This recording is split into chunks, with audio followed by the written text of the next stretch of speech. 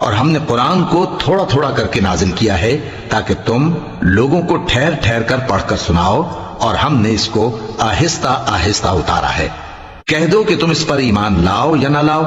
یہ فی نفسہ ہی حق ہے۔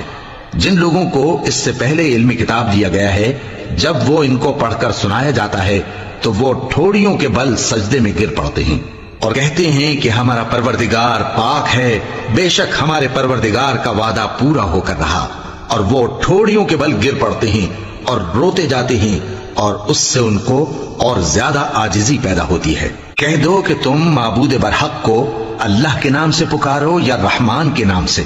جس نام سے پکارو اس کے سب نام اچھے ہیں،